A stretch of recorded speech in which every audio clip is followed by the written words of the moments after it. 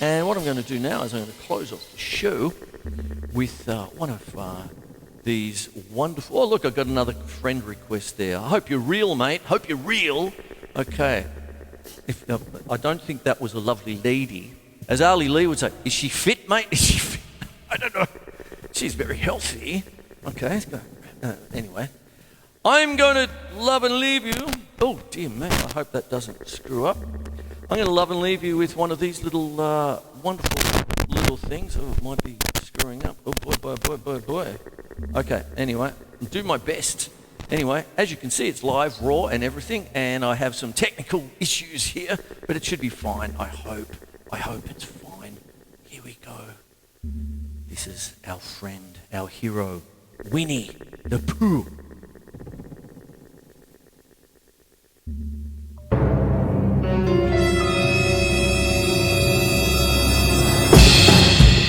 Pooh's Neighbourhood. I say, it's a splendid day in the neighborhood, said Owl. It's a nice day here too, said Winnie the Pooh. Exactly what I'm saying, said Owl. A perfectly splendid day in the neighborhood.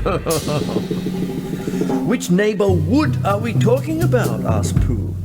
Neighborhood, said Owl. Our neighborhood. The place where we live and where all our neighbors live and are neighborly. Oh, said Pooh, it is a splendid day, isn't it? Oh, quite, said Owl. Now I'm off for an owl's eye view. Owl flew up and circled once around Pooh's house. What does it look like from up there, Owl? Called Pooh. I can see the 100-acre wood spread out below me, said Owl, and it's a fine place indeed. Melbourne town with lockdown. Ah, cooked, mate, cooked!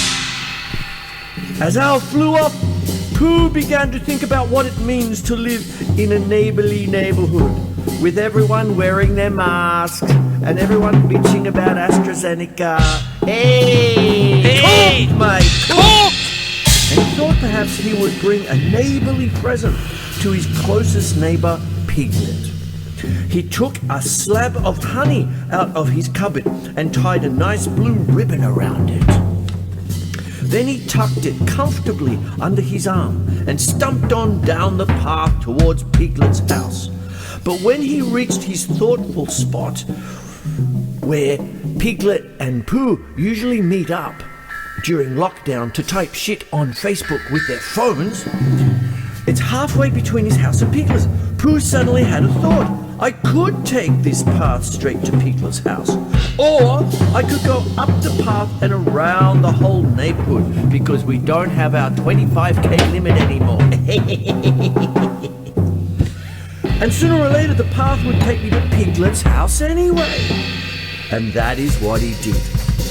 After he'd walked for a time, he came to the house where Kanga and Roo lived. Hello, Kanga, said Pooh. I'm just on my way to deliver this neighbourly present of a slab of honey to Piglet. But Pooh, dear, Piglet lives that way, said Kanga, pointing down the very path by which Pooh had come. Yes, said Pooh, but today I'm going the long route. Oh, I see, said Kanga. Not the short route. In that case, perhaps you should come in and join us for a snack. Come on, Pooh, cried Roo. We're going to the picnic spot. Pooh said he was feeling a bit 11 o'clockish, so they all went together, past the sandy pit where Roo plays, up to the picnic spot to share a little something. Half an hour and one picnic basket later, Pooh thanked Kanga, tucked Piglet's slab of honey back under his arm and stumped down the path towards Rabbit's house. Hello, Rabbit, called Pooh. I'm on my way to Piglet's to give him his neighbourly present. If you're going to Piglet's house, what are you doing here? Asked Rabbit. I'm going the long route, said Pooh. More like the wrong way, if you ask me, mate, said Rabbit. Yeah. But since you're here, would you mind taking these carrots to Christopher Robin? I've got a bit of a stash for him there. I promised he'd have the stash there in time for lunch. Well, at the mention of the word stash and lunch, Pooh noticed that his tummy was feeling just the tiniest bit rumbly. I'd be happy to, he said. With his stash of carrots under one arm and a slab of honey under the other, he was thinking, I've got everything I need for a pretty good day. He walked along until he came to the place where the stepping stones crossed the stream, the Yarra River, next to the casino. 1, 2, 3, 4, he counted as he teetered from stone to stone. 8 or 9 of Rabbit's friends and relations heard Pooh and peeked out of the casino windows and doors. Pooh shouted, "Hello!" Rabbit's friends and relations waved. Pooh marched across the Yarra slopes of heather and up steep banks of sandstone until at last, tired and hungry, he arrived at Christopher Robin's door. "Oh, my carrots!" cried Christopher Robin happily. "My stash!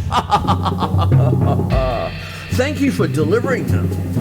"It seemed the neighbourly thing to do," said Pooh proudly. "Would you like to join me for lunch?" Christopher Robin asked. "I'm with my intimate partner." And Pooh said, "Well, I really on my way to my bubble buddy Piglets to bring him his present, but I don't see why I couldn't stop just for a little while to have a little bit of the stash and a little bit of slab of honey with your intimate partner, all three of us together." After lunch and a longish snooze,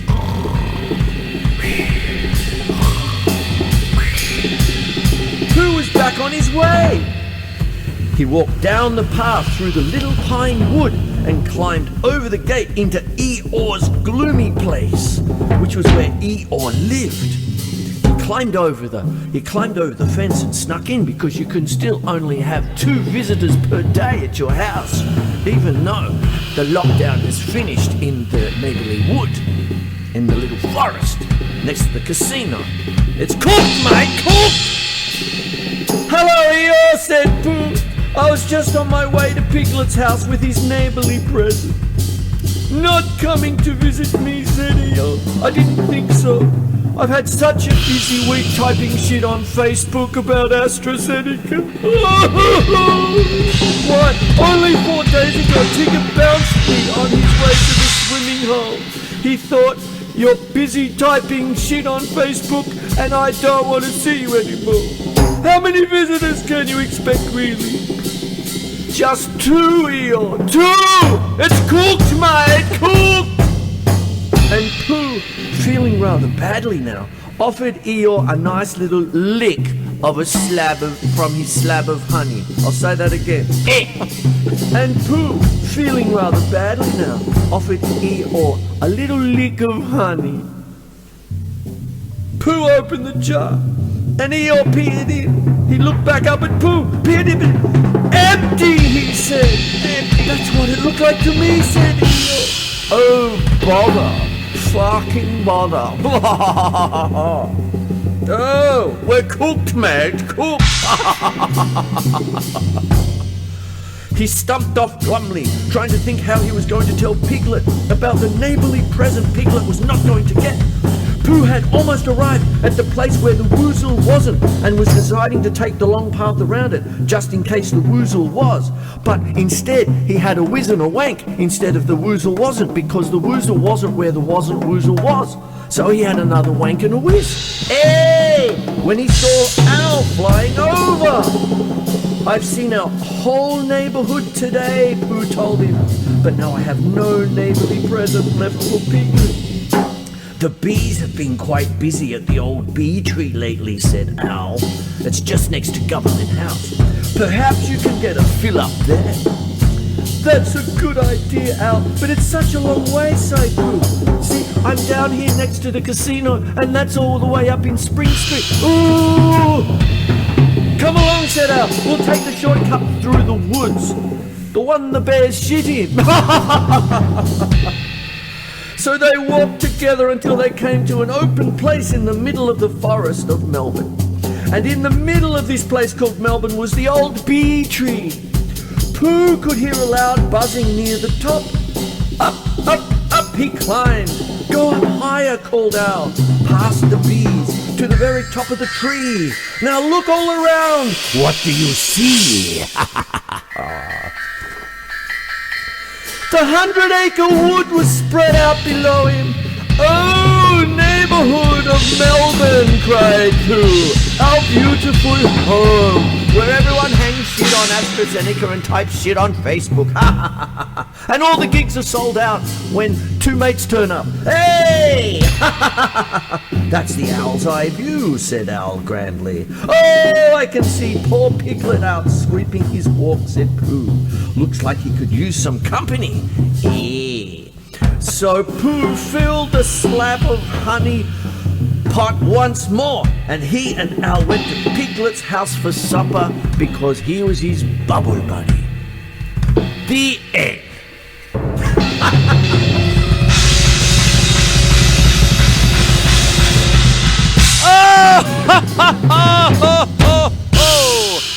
Oh boy, I love doing them. Oh dear, what was he on? Natural high. I don't do any of that kind of business. Anyway.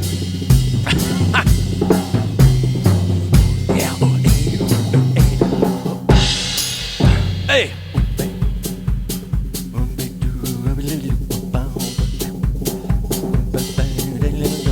I'm going into Johnny Cash, the Man in Black. Okay, so there we go. I hope you enjoyed tonight's show. Okay. Not for the faint-hearted, hey? Hey! Try and keep your chin up. We're facing it.